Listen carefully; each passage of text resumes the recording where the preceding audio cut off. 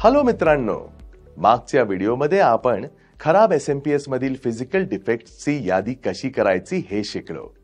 त्याच्या पुढे आता आपण दोषी एसएमपीएस मध्ये संभाव्य खराब त्याची कारणे आणि ते टाळण्यासाठी उपाय कसे शोधायचे हे शिकूया। टास्क 1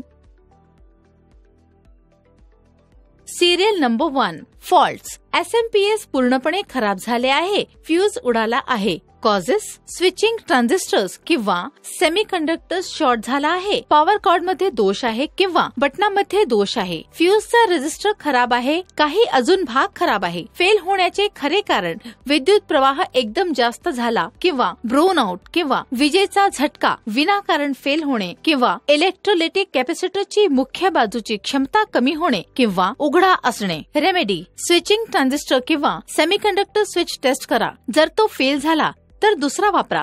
जर सेमीकंडक्टर स्विच चांगला असेल तर चेक करा आणि प्रायमरी डिओड बदला, फ्युजिबल रेझिस्टर बदला। मल्टीमीटर वापरून ट्रान्झिस्टर टेस्ट करणे। स्टेप नंबर 1 डेटा शीट वरून एनपीएन ट्रान्झिस्टरचे टर्मिनल्स जसे की एमिटर, बेस आणि कलेक्टर ओळखा।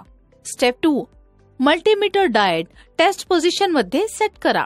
स्टेप 3 मल्टीमीटरचा लाल आणि काळा प्रोब बेस इमीटर टर्मिनलला लावा।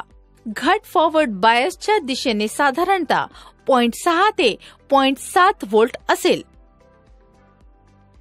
स्टेप 4 मल्टीमीटरचे लीड आता उलटे करा आणि काळा आणि लाल प्रोब आता ट्रान्झिस्टरच्या इमीटर आणि बेस टर्मिनल्सला लावा, म्हणजेच रिव्हर्स बायस मल्टीमीटरवर OL असेल तर रीडिंग आले पाहिजे किंवा रिव्हर्स बायसच्या दिशेने खूप जास्त रेझिस्टन्स दिसला पाहिजे। स्टेप 5 मल्टीमीटरचा लाल आणि काळा प्रोब बेस आणि कलेक्टर टर्मिनलला लावा, म्हणजे फॉरवर्ड बायस घट फॉरवर्ड बायसच्या दिशेने साधारण 0.6 ते 0.7 व्होल्ट असेल।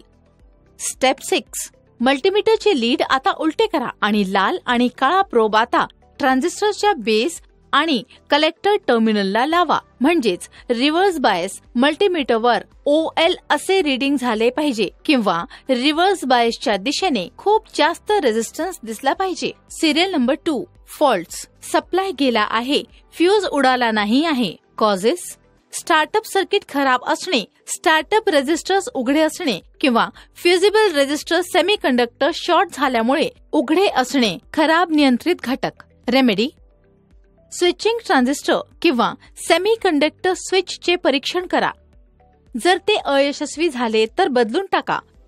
फ्युजिबल रेझिस्टर बदलून टाका। सर्किट बोर्डला फ्युजिबल रेझिस्टर जोडणारे सोल्डर जॉइंट्स गरम करण्यासाठी सोल्डरिंग आयरन वापरा। सोल्डर वितळल्यानंतर पीसीबी बोर्ड मधून फ्युजिबल रेझिस्टर काढून टाका। नवीन फ्युजिबल रेझिस्टर सर्किट बोर्डवर त्याच स्थितीत ठेवा। Serial number 3 faults. सप्लाय शक्यतो गेला आहे किंवा परत सुरू होण्यासाठी खूप वेळ घेत आहे। कॉजेस खराब इलेक्ट्रोलायटिक कॅपॅसिटर, फुगवटा असलेल्या किंवा लीक झालेल्या कॅपॅसिटरची नीट नजरेने तपासणी करा। रेमेडी कोणताही एक खराब कॅपॅसिटर आढळल्यास सर्व इलेक्ट्रोलायटिक कॅपॅसिटर बदला। इलेक्ट्रोलायटिक कॅपॅसिटर बदलणे। जेव्हा कॅपॅसिटर खराब होतो किंवा बिघडतो तेव्हा तो फुगू शकतो, जो संभाव्य समस्या दर्शवतो।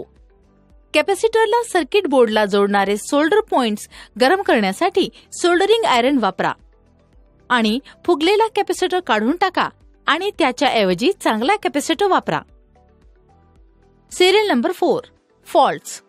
लाईन फ्रिक्वेन्सीवर अधिक तरंग 50/60 हर्ट्झ किंवा लाईन फ्रिक्वेन्सीच्या दुप्पट 100/120 हर्ट्झ तरंग। कॉजेस रेक्टिफाईड AC इनपुट वरती मेन फिल्टर कॅपॅसिटर ड्राय केले। रेमेडी फिल्टर कॅपॅसिटर चेक करा आणि बदलून टाका। फिल्टर कॅपॅसिटर हे साधारणपणे SMPS सर्किटरीच्या आउटपुट स्टेज पाशी ठेवलेले असतात। ते साधारणपणे रेक्टिफायर डायोड किंवा स्विचिंग ट्रान्झिस्टरच्या आउटपुट जवळ ठेवलेले असतात। सोल्डरिंग आयरनचा वापर करून फॉल्टी कॅपॅसिटर काढून टाका आणि त्याऐवजी चांगला कॅपॅसिटर लावा। Number 5 output supply switch off केल्यानंतर देखील फिल्टर कॅपॅसिटर मध्ये 300 वॉट्स राहतो।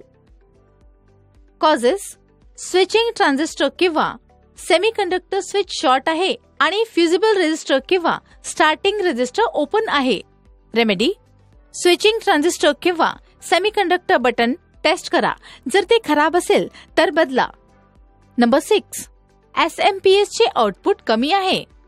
कॉजेस: जर एसएमपीएस चे आउटपुट व्होल्टेज कमी असेल तर साधारणपणे एरर एम्प्लिफायर किंवा ऑस्किलेटर स्टेजला बिघाड असतो. आउटपुट लोडिंगमुळे आउटपुट व्होल्टेजवर देखील परिणाम होऊ शकतो. रेमेडी: व्होल्टेजेस मोजा आणि त्याची सर्किट डायग्राम मध्ये दिलेल्या नॉर्मल व्होल्टेज बरोबर तुलना करा. एरर एम्प्लिफायर मधला झेनर डायोड, कंट्रोल सर्किटचे खराब पार्ट, ट्रान्झिस्टर्स, आयसी, ऑप्टोकपलर हे शक्यतो खराब पार्ट्स असू शकतात. झेनर डायोड टेस्ट करणे. नंबर 1, मल्टीमीटरला रेझिस्टन्स मोडला बदला. नंबर 2, झेनर डायोडचा टर्मिनल निश्चित करा. कॅथोडला सामान्यतः बँड किंवा रेषेने चिन्हांकित केले जाते आणि दुसरे टोक एनोड असेल. नंबर 3, मल्टीमीटरचे प्रोब्स टर्मिनल्सवर ठेवा. लाल आणि काळा प्रोब एनोड आणि कॅथोडवर ठेवा म्हणजे फॉरवर्ड बायस. जर डायोड नीट असेल तर मल्टीमीटर काही 100 ओम्स दाखवेल.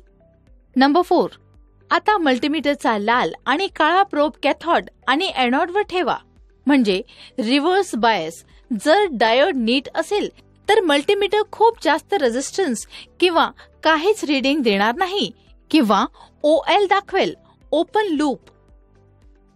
नंबर 7, फॉल्ट्स: एसएमपीएस चे आउटपुट जास्त आहे. कॉजेस: जर एसएमपीएस चे आउटपुट जास्त असेल तर प्रथम शटडाऊन करा. दोष एसएमपीएस च्या एरर एम्प्लिफायर, आयसी, ऑस्किलेटर मध्ये असू शकतो. रेमेडी: स्विच ऑफ स्थितीत किंवा व्हेरिएक द्वारे इनपुट देऊन कमी व्होल्टेज ट्रान्सफॉर्मरद्वारे दोष तपासा. बेस किंवा आउटपुट ट्रान्झिस्टर डिस्कनेक्ट करून टीव्ही किंवा संगणक इतर विभाग डिस्कनेक्ट करा. हे दोष कधीही ठेवू नका, यामुळे इतर भागांचेही नुकसान होऊ शकते. Error amp circuit, zener diode, optocoupler, खराब एम्प्लिफायर, लाईनवरील फिल्टर, ट्रान्झिस्टर, आयसी, ऑसिलेटर हे सर्व तपासा. खराब कॉम्पोनेंट परत दुसरा लावा.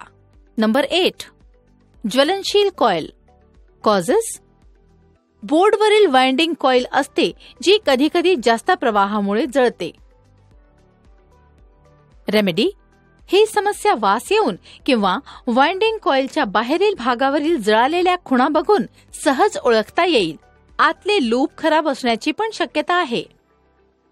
नोट: सर्व प्रकरणांमध्ये खराब सोल्डर कनेक्शन देखील एक शक्यता असते कारण या सप्लायमध्ये सहसा मोठे घटक असतात आणि त्यांच्या पिनवर सोल्डरिंग नेहमीच नीट असू शकत नाही.